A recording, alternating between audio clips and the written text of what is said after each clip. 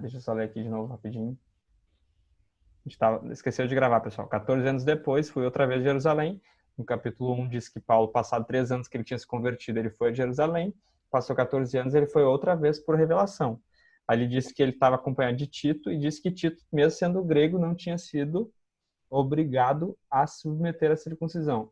Daí agora o Ivan estava explicando o que estava na cabeça Onde dos fundo gálatas. estava, exatamente. Porque quando ele cria a igreja e vai embora, chega um grupo de judeus, judaizantes, que querem fazer com que os cristãos ah, voltem a fazer as coisas, né? Fiquem sujeitos à lei, e eles começam a falar uma série de mentiras a respeito de Paulo.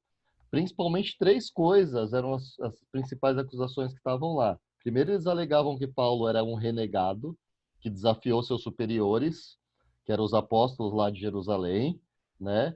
E aí Paulo vai responder isso. Vocês já leram lá em Gálatas 1:11 até agora, o capítulo 2:10, ele está falando sobre isso, que ele não é um renegado, muito pelo contrário, que ele foi sim a Jerusalém, mas que ele teve lá autorização para fazer o que ele estava fazendo, né? Teve a chancela de todos os outros para isso.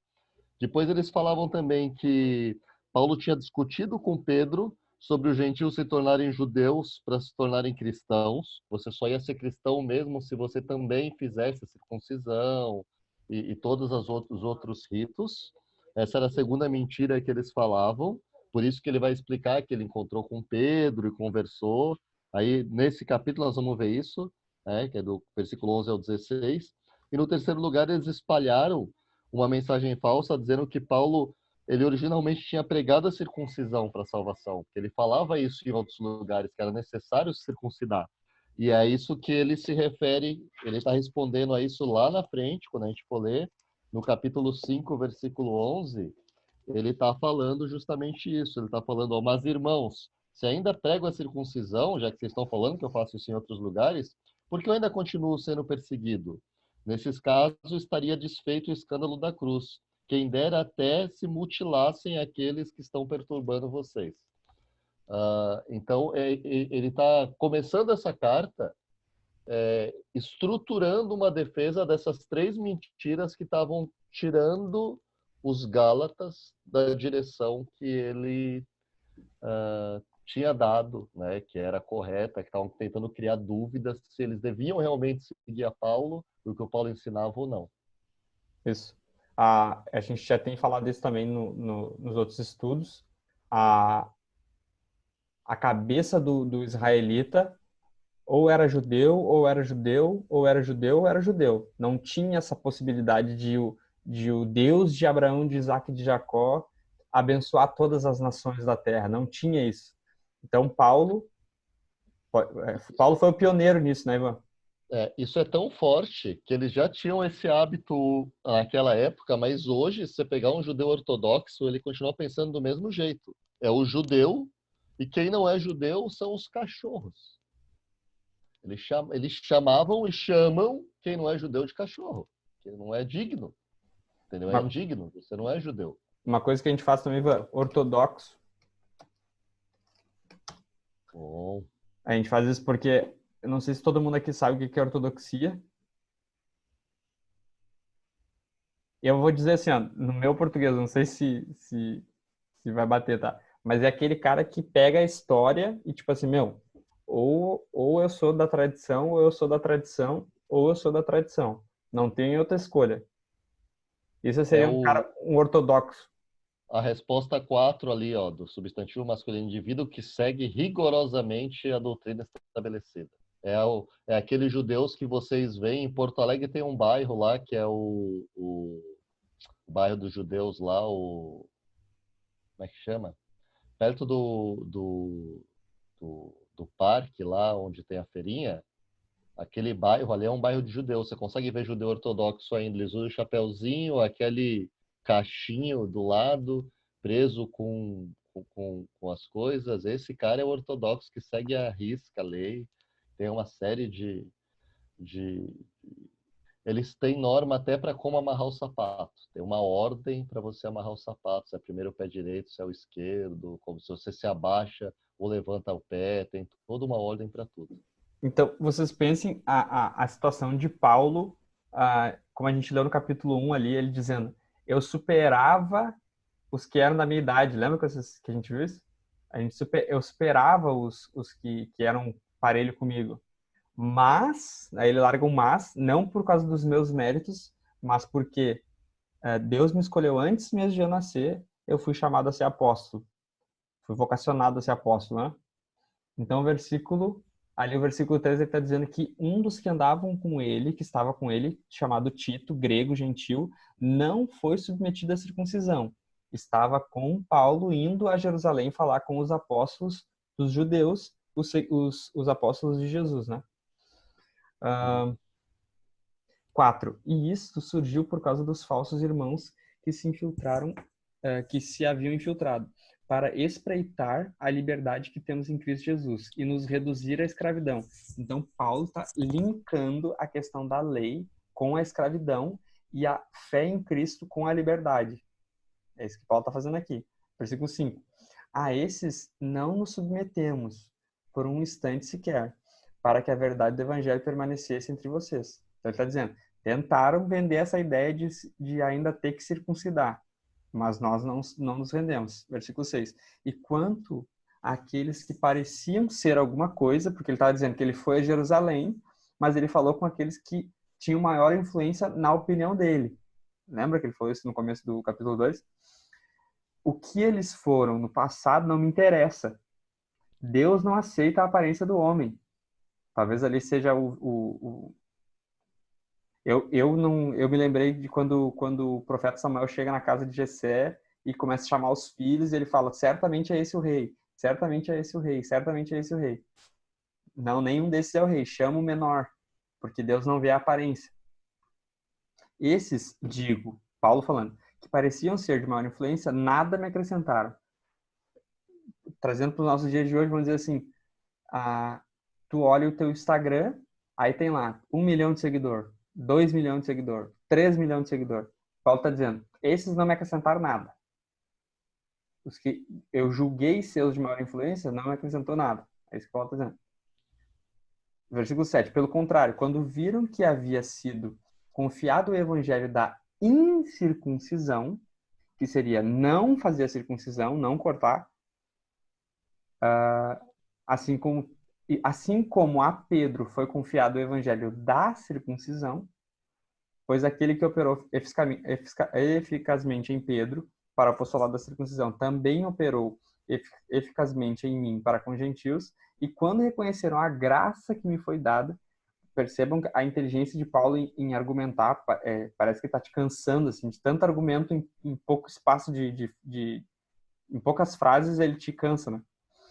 Quando reconheceram a graça que me foi dada, Tiago, irmão de Jesus, Pedro, Cefas e João, que eram reputados colunas, estenderam a mim e a Barnabé a mão direita da comunhão, a fim de que nós fôssemos para os gentios e eles fossem para a circuncisão. Ou, qual que é o contrário dos gentios? Ferronato?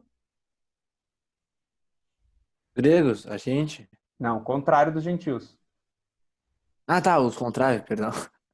Os Judeus. judeus. Judeus. Então, os gregos estão para a Entendi. incircuncisão e os judeus para Circuncisão. circuncisão, perfeito. Versículo 10. Somente recomendaram que nos lembrássemos dos pobres, o que também me esforcei por fazer. Aí agora a análise desse trecho deixa para o nosso teólogo aqui, o Ivan. Não, bom, primeiro ele está falando da divisão de trabalho que foi feito. E quando ele fala dessa divisão de trabalho, ele está reforçando o argumento que ele fez antes, de que mesmo Pedro não é maior que ele. Porque Pedro era muito respeitado nessa época, né? Então ele está dizendo o seguinte: olha, não é que eu sou menos que nem que Pedro. Nós temos um ministério equivalente em importância, só uma divisão de tarefa, né, com relação a outro. E aí essa parte dos pobres tem muita coisa aí linkada que a gente poderia falar, mas sobretudo tem essa questão de que é muito é muito fácil a gente se esquecer dos pobres. Tanto da questão da assistência social, como na questão de dar atenção.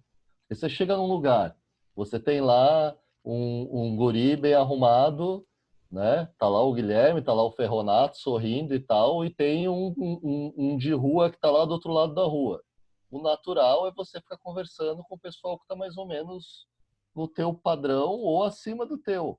É difícil você falar assim, não vou ficar conversando aqui, vou conversar com aquele que tá lá sofrendo. Não é natural no ser humano isso, né? A gente sabe que Cristo nos permite fazer isso, mas não é natural você chegar e buscar.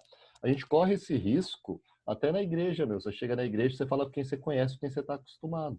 Eu Tem não um vou falar com o visitante que tá Carlinhos. chegando lá, exato, não vou falar, meu. Entendeu?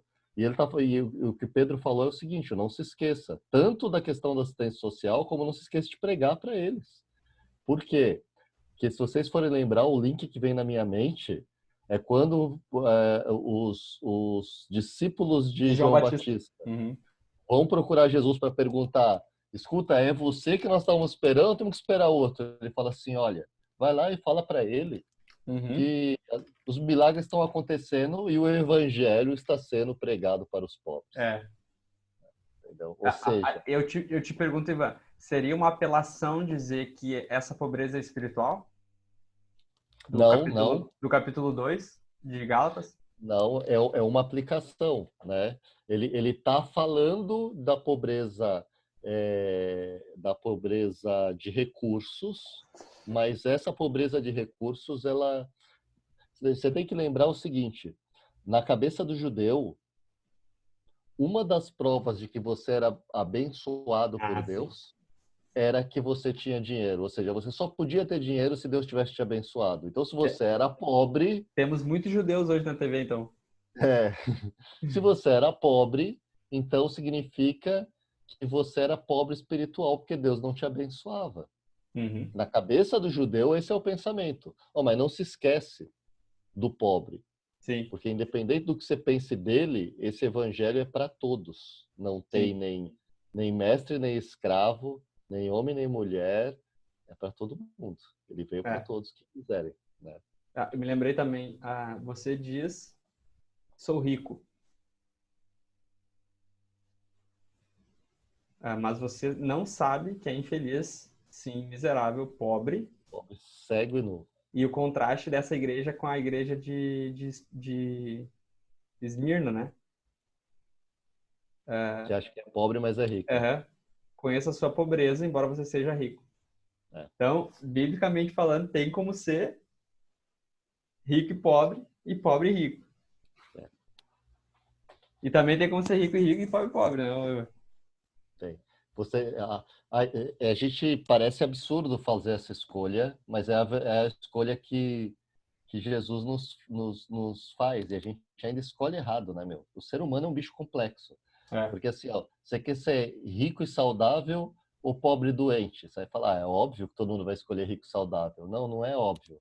Porque você tem a opção de ter a vida eterna ou a morte eterna e as pessoas escolhem a morte eterna.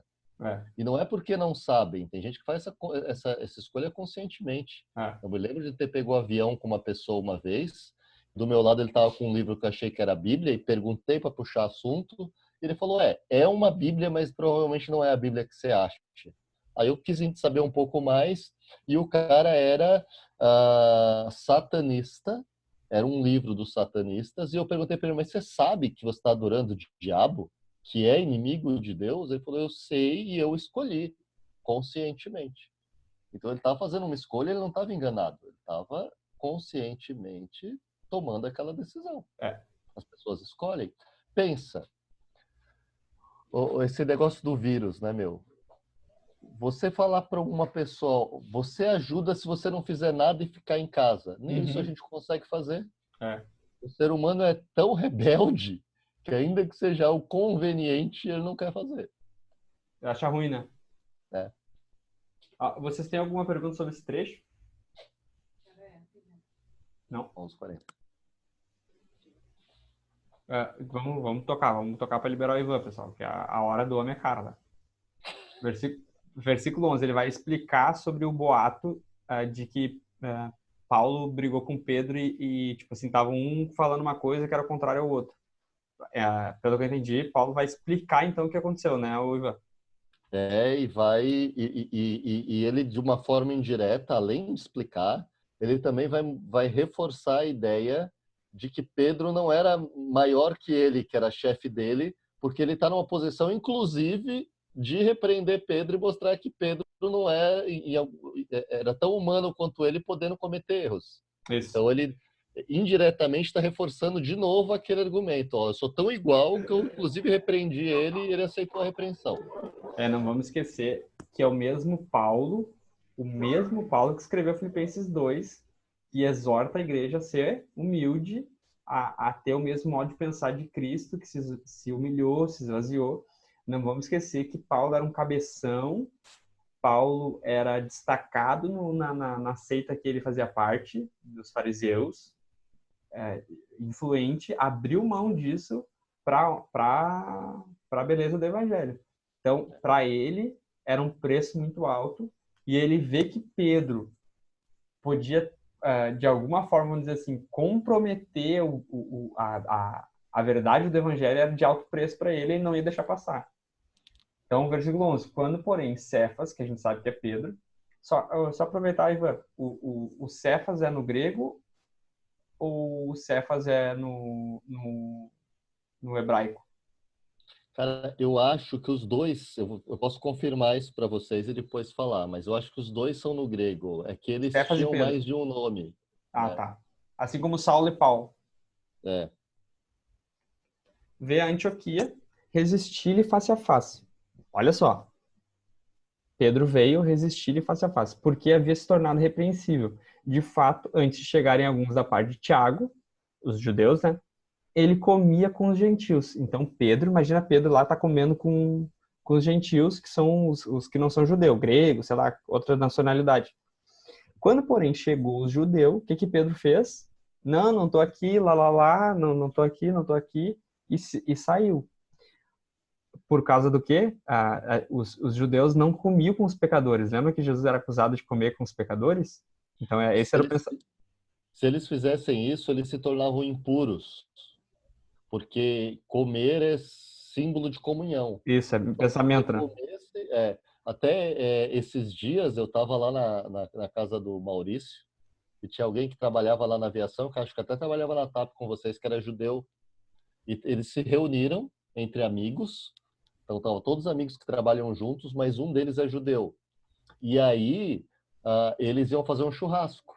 Ele foi por causa da amizade, mas chegou lá, ele não podia comer com eles, porque senão ele se tornaria impuro. Então ele pediu permissão para pegar um potinho com a comida dele, para ele poder comer a parte da mesa deles, que ele estava, olha o absurdo, né? Ele estava no mesmo ambiente, mas na hora de comer ele não ficava à mesa e comia a comida dele. E aí, quando ele ia começar a comer, que era tipo uns pedacinhos de coisa, alguém passou e falou: posso experimentar? Colocou a mão e comeu. Aí ele parou de comer. Porque, na verdade, quando o cara colocou a mão, ele tornou a comida impura. E se ele comesse aquela comida, ia ser impuro. Então, era impensável para o judeu ortodoxo, praticante, comer com o gentil. E Pedro já estava comendo porque ele já tinha se ligado que isso não era o mais importante. Sim, ele ficou com E a, dúvida. Só que quando os judeus chegaram, ele não queria que vissem que ele estava fazendo isso, aí ele começou a deixar os caras de lado. E Assim, provavelmente foi antes daquela revelação que ele teve, de que ele viu os animais descendo do céu e tal, né? essa carta de Gálatas provavelmente foi a primeira que ele escreveu. Isso. Então, isso tudo está acontecendo antes É, daquela situação. naquela revelação que ele teve. Fala, Matheus. A gente já falou sobre isso com o Henrique, acho que nas primeiras aulas foi que ele falou, tipo assim, eles eram muito de, tipo, se tu sentar na mesa com um cara, tu tem o mesmo pensamento que ele. Então, se tu tá na mesa com um gay, tu é gay, porque tu vai estar sentando com um cara que é gay. Bem lembrado. Isso. Eu vou te dizer uma coisa que talvez choque vocês, mas vou falar assim mesmo. Tá sendo gravado. Não, é porque assim, ó, tem uma linha tênue entre comer, e a gente tem que pensar nisso, e ter comunhão. Uhum. A gente às vezes se atrapalha nisso e se complica. Então você tem um amigo da sua escola que é drogado. Ah, eu não vou virar as costas para ele porque senão ele não vai ter esperança. Eu sou o cara que tem que falar de Jesus para ele. Perfeito. É mesmo. E não é para você virar as costas para ele, é para você testemunhar se for possível e se você for forte o suficiente para que ele não te influencie. E se Uhum. você em qualquer momento ficar tendencioso, aí sim é melhor que você se afaste. Mas Isso. não significa que você vai ter comunhão com ele. Você não vai dividir os seus projetos de vida, a sua intimidade. Você pode até ser amigo, você pode até estar no mesmo ambiente, você pode se divertir, você pode conversar, mas você não vai ter comunhão. Comunhão você tem com aquele que vai acrescentar para a sua vida.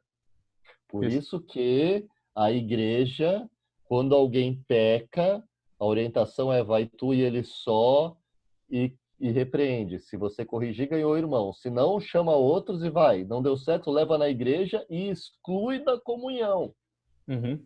E se você tem comunhão com uma pessoa que tem um objetivo de vida completamente diferente do seu, você aí sim, é esse conceito do judeu que eles distorceram. Na verdade, muito do que o judeu tem, eles ficaram com a forma e perderam a essência. Mas tem Uhum. uma essência que é verdadeira.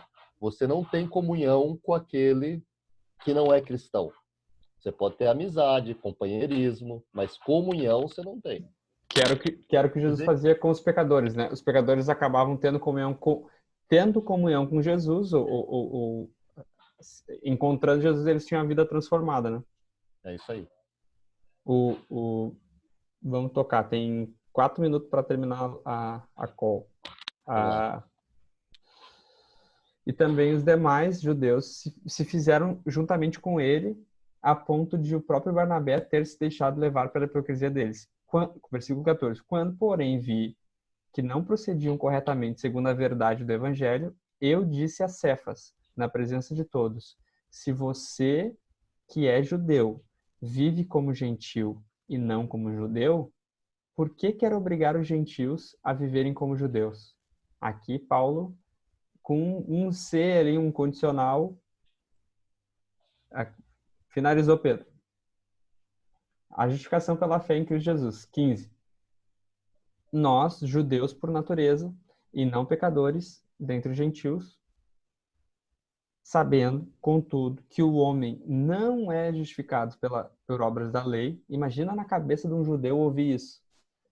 O homem não é justificado por obras da lei, e sim mediante a fé em Cristo Jesus. Também temos crido em Cristo Jesus, para que fôssemos justificados pela fé em Cristo, e não por obras da lei, pois por obras da lei ninguém será justificado. Para mim, fala muito alto que crer em Jesus não tem a ver com obras. Crer em Jesus não tem a ver com obras. Colocar a fé em Jesus, decidir crer em Jesus, não é mérito nosso, não tem mérito nisso. Eu tomo uma decisão, mas ela não é digna de mérito, porque o mérito está na obra que tu coloca a fé. Versículo 17. Mas se nós, procurando ser justificados em Cristo, fomos também achados pecadores, aí Paulo está dizendo, se uma vez que tu colocou tua fé em Jesus, tu for achado pecador, será que isso significa que Cristo é ministro do pecado? De modo nenhum. Porque se volto a edificar aquilo que destruí, a mim mesmo constituo transgressor. Porque eu, mediante a própria lei, morri para a lei, a fim de viver para Deus. Estou crucificado com Cristo, logo já não sou eu quem vive, mas Cristo vive em mim. E esse viver que agora tenho na carne, vivo pela fé no Filho de Deus, que me amou e se entregou por mim. Não anula a graça de Deus, pois se a justiça é mediante a lei, segue-se que Cristo morreu em vão. Aqui Paulo faz, tipo assim, não sei nem por onde começar. Tipo assim, em uma frase, ele coloca um argumento que tu vai ter que estressar para entender. Depois ele bota outro que tu vai ter que estressar para entender. Mas num resumo, em 1 minuto e 30, Ivan, o que Paulo está querendo.